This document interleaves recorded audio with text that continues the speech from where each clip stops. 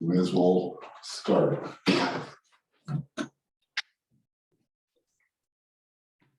pledge allegiance to the flag of the United States of America and to the republic for which it stands, one nation, under God, indivisible, with liberty and justice for all.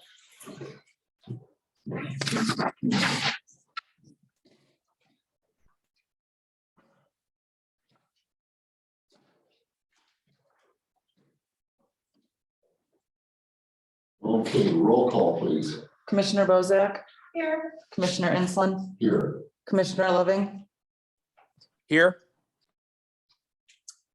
Commissioner Scott is absent.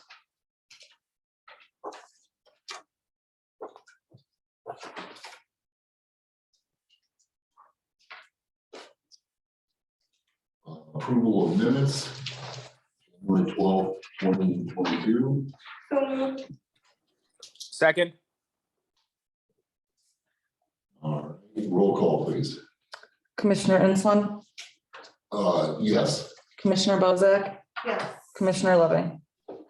Yes.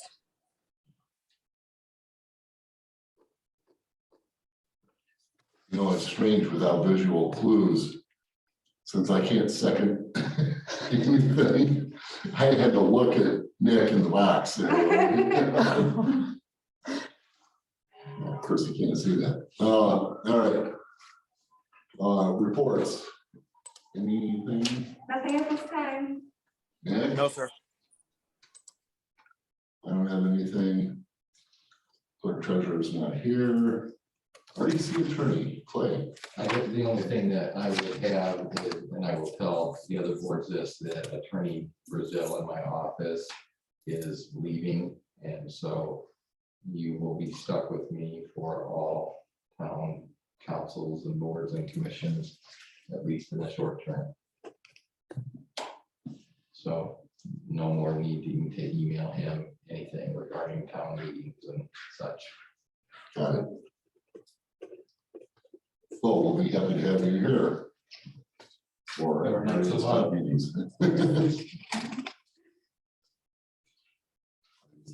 Here, no. Oh, Carter Blue. Tina? Good evening, commissioners. I will just briefly report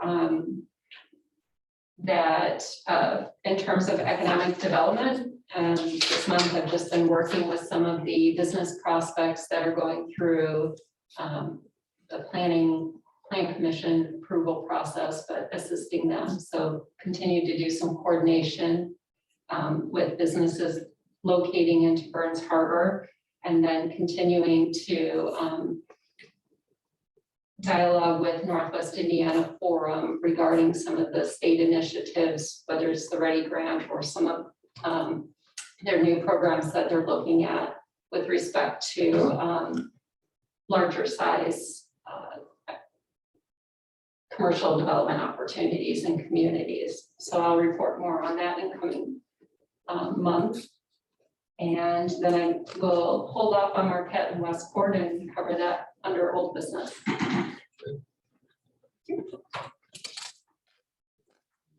School board here. Correspondence. Nothing. Old business, Marquette Greenway Trail update. Yes, just want to report that the environmental document that is under review by NDOT is still in the review process, so it has not been approved. We are hoping this week that we will receive notification that it is approved. But without that approval, we can't advance our work as it relates to the phase 2 of the project or to the phase 1A of the project. So we are going to just step up our communication between engineering firm and the state to make sure that we can get that moved through as quickly as possible. This review process has raised a concern on the Phase 1A project, which is the from Stanley Street essentially to the river. On that piece, we were looking at having a March letting. Last month I reported that we were looking at a July, August letting. After the quarterly report earlier this week, because of the concerns with the environmental, the need to still complete the right-of-way, NDOT has suggested, NDOT and NRC have moved our letting to November of this year. So we'll be looking at, a construction for that segment now completing in 2023. There is the chance, if the environmental document is approved sooner, that letting could perhaps move back up earlier into the late summer. But right now we're looking at a November letting.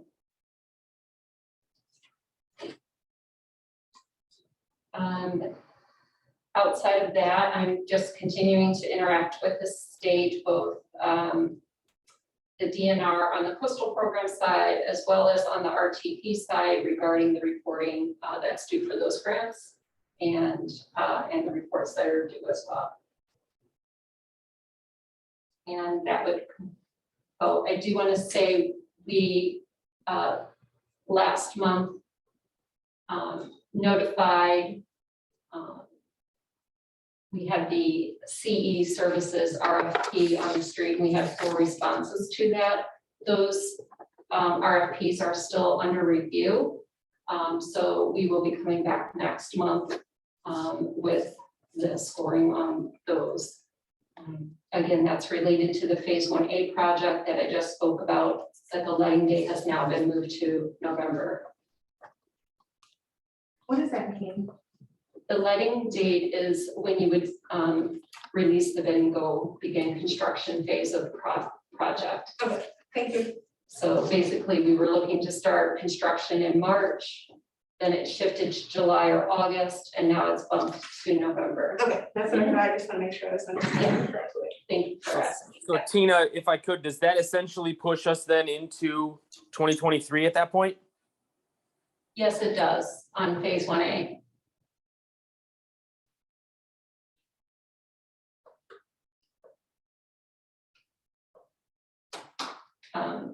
And I did have an opportunity to speak with Mitch Barloga regarding Phase 1B. This is the bridge and completion of the Marquette Greenway to the town border through the RAISE grant.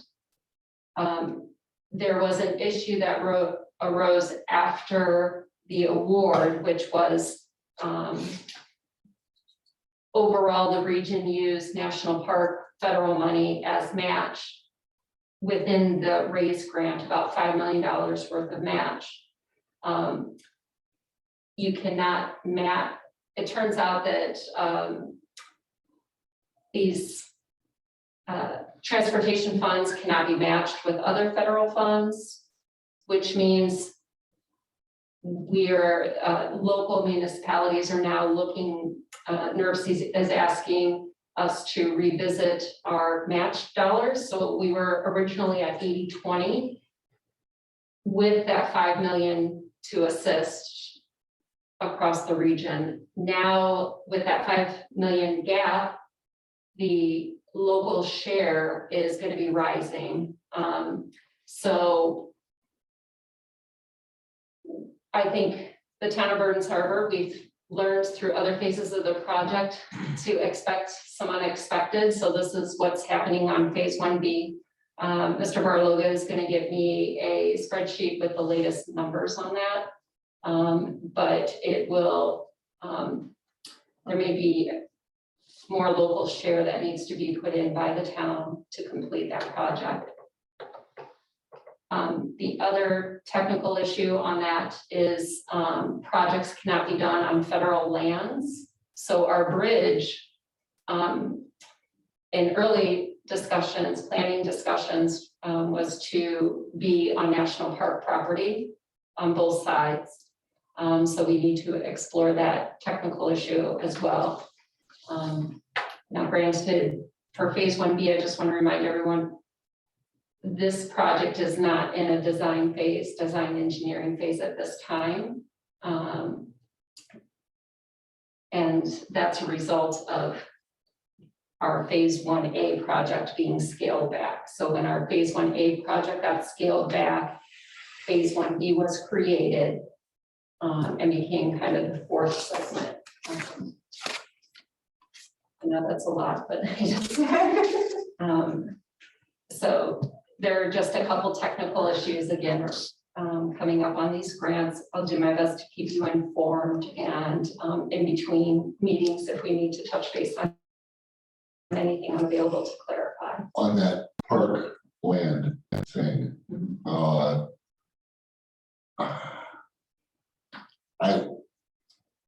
I thought that there was like only one place that we could cross the Norfolk Southern tracks.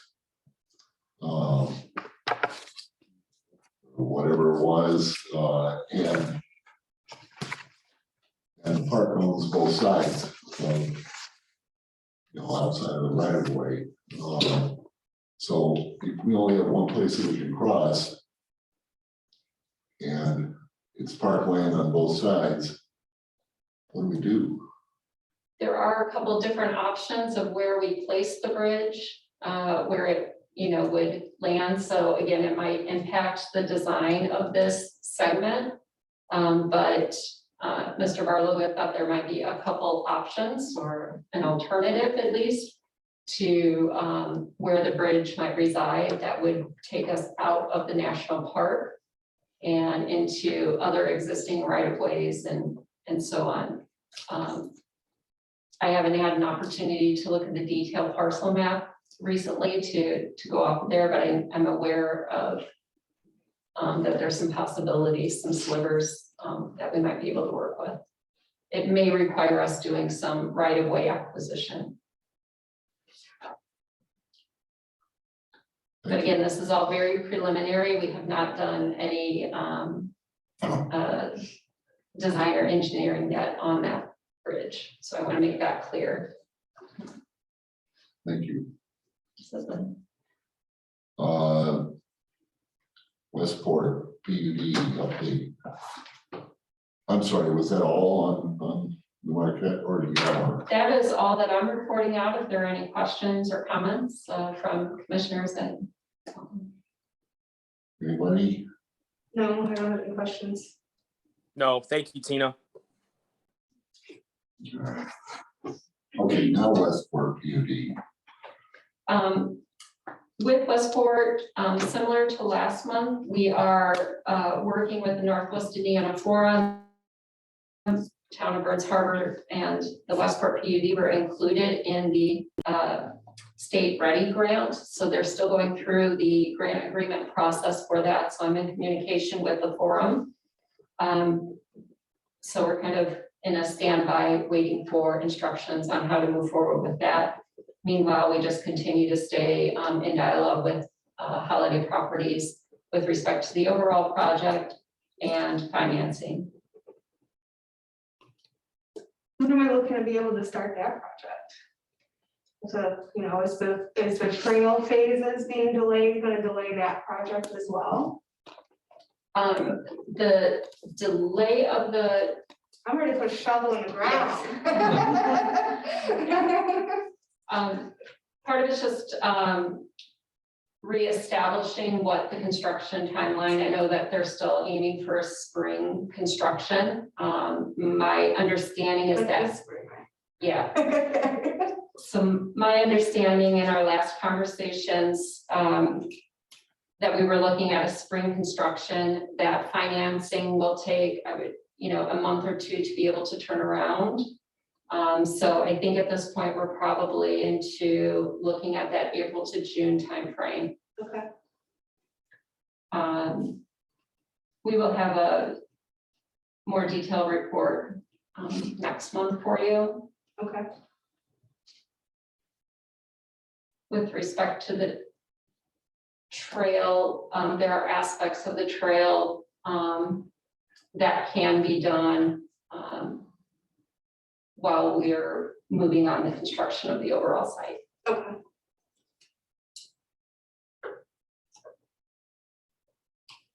That concludes my report for Westport. If there's any questions or comments. Questions? I asked her. I keep looking at the back, so that. I know, like it needs to be like turned so we can see I who's think on this. I think they can hear you just fine. Right, Nick? I think so. I have no questions or comments. Tina, again, thank you for your work on this. The Westport PUD is our number one priority. So you say April through June timeframe. I'd like to push for April. Tomorrow. I got my shovel. Well, you have to shovel the snow first. Well, I guess I gotta shovel the That's snow the at first some point. Haven't had to do that yet. Okay, trail counters.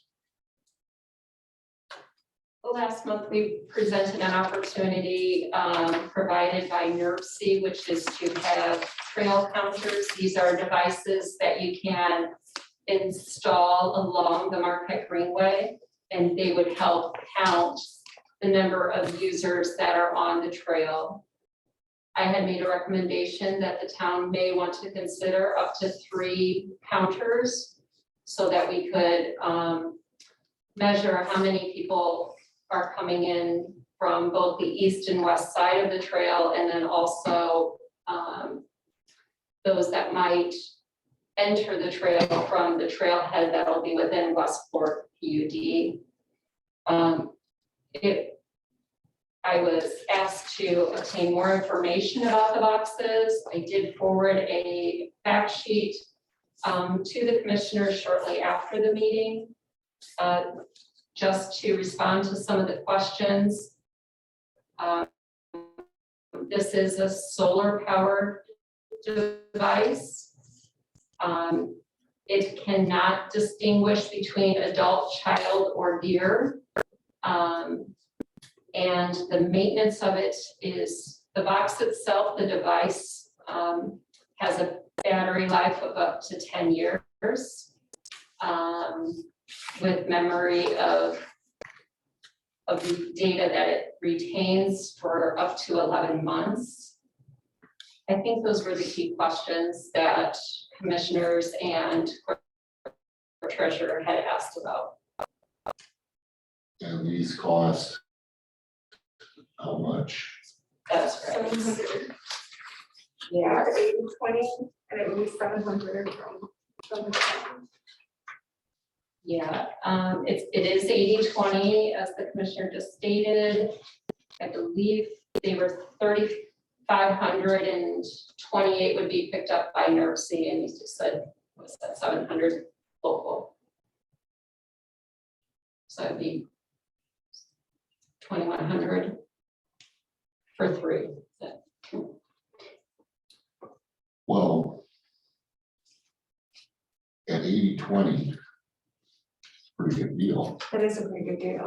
And does that help us, having the counters and being able to have that count, that's going to help us, so if there's grants and things like that in the future, so we have, after this is how many people are using it, and it would give us a better opportunity than not having those numbers. That's right. So there's 2 ways that the data help, probably 3 ways. The first is, not in any great order, but first being what you just said is that, when we go to apply for grants, we will have hard data that says, here's the number of users that move through the system, that are engaging in our trailhead, so it does help tell the story of Burns Harbor. Secondly, this data will help you, as a redevelopment commission, people want to know the impact that your dollars are making when you make an investment. So with having data on trail usage, you can put a dollar value to that and talk about the economic impact of the trail as it relates to, the Westport development or just the town overall. This will also support things like tourism. So, as we position the community more and more to be tied to the national park and and other stories that are told around the region, this data will help support that. So NERC could use this to say the X number of total Marquette Greenway users is this. Okay, So and you're suggesting the 3 where at again? I'm sorry. it would just be at the access points in town. So the trail, so as people cross from Marquette Greenway and Portage into Burns Harbor, we'll be able to register how many users are coming from the west. And then we would have a counter in the Westport trailhead at the community center. So we will know if somebody came and parked at the community center and jumped on the trail, we'd be able to register that. And then the last registration would be as on the east side of town. So as they're moving back into the national park and into Porter, we would know who's coming and going from the east. So if they parked at Westport, they would have to go one of each way. So really, we could get away with having the 2 because they would have to cross one. You could, certainly we could go with a lesser amount. Having the 3rd one positioned at the community center in Westport would allow us to know how many users are directly accessing them from that location. And there probably wouldn't be deer. Less deer there, Okay. more adults and kids. But it would help us understand, and that's the 3rd point of why the data would matter, is when you're talking about operations and maintenance of the trail over the long term. And then secondly, thinking about the users at the community center as well. So, and the other amenities that you're bringing into the Westport development. Okay, and if we receive these, how long until we would get them? I know that there is an order that is in motion with NERC. At the time that they made the order, were not advanced in the Marquette Greenway, so we weren't included, but there's an opportunity for us to be inserted into this order. So my understanding that would be sometime this spring to early summer. Okay. Double check that. I have another question. Is this something that you see, like this type of grant come up often? I was thinking if we're all pushing all the way, 2 more years until we're even able to, work on a trail in other areas, or, is this something we're gonna hold on to and, oh yeah, we forgot we have that in that storage. Yeah, that's true. I'm not aware that this is a reoccurring grant opportunity. So I think that there is, this would be a good time to take advantage of it. We do have the next level trail section here that was completed, and that'll be coming online into Portage. This year, those sections will be fully completed, and that part that connects us. So, if you want to go with one for the time being, but there could be an advantage to just doing it now and holding on. Well, it seems to me we have the option of moving these around. So while we don't have those sections of the trail, the east sections of the trail built yet, we could start out putting 2, one up here at the trailhead here, and one out in the woods, where we end and Portage begins, and use them that way for 2 years. The 3rd one would just be in storage. But that way we get an idea of, traffic both ways, especially once that,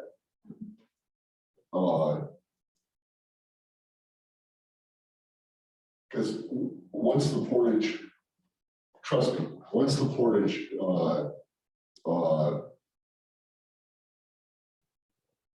section connects, that's a highway to Dairy Queen. Oh yeah. Oh yeah, we're in gymnastics back there. I'm already thinking about that closeness. Well, let me just say, we do have another trail that cuts through town on the south end, and we could install a trail counter there. to count the number of users that are using the trail that connects between Portage, Burns Harbor and into Portage. So with the counting, is the town the only one that has access to that count, or are there other people that can like log in and see how many people are on our trail? Like, does it have, I guess where I'm going with it is if we get 3 and we have nowhere to put one of them at this time, what if we wanted to put it at the park? Just for our, now let's just see how many people are going into Lakeland. Can we put it there? Or is it specific that it has to be on a trail, that it has to, because if we're just gonna have it, then if we have another use for it, we can see how many people are utilizing the walking trail at the park. Yeah, there's no restriction on where this is placed. It is to support the trail network. So if in the short term, we utilize it for the walking trail at Lakeland, again, that's a recreational amenity that we can account for. That would be one thing. If we want to place one on the other bike trail, we could do that as well. Okay. In the interim, I think those are great ideas and a great way to begin to understand how to use the technology, tell the story, and so forth. So those are great ideas. Well, I'll make a motion to go ahead and move forward to get the 3 trackers at the 80/20 grant. Second. Okay, we have a motion and a second. Further discussion? All my questions were answered. Okay, roll call, please. Commissioner Loving, Yes. Commissioner Bozak, Yes. Commissioner Ensland, Yes. All right. New business.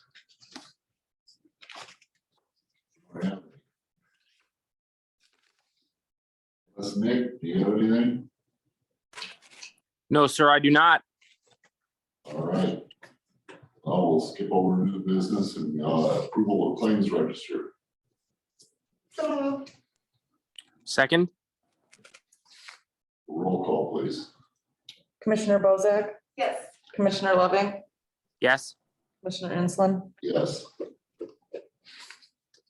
Approval of financial report for the month of January 2022. So moved. Second. Commissioner Loving, Second. Discussion. sorry, Okay, yeah, roll call. Commissioner Loving, Yes. Commissioner Bozak, Yes. Commissioner Ensland. Yes. Go to the order.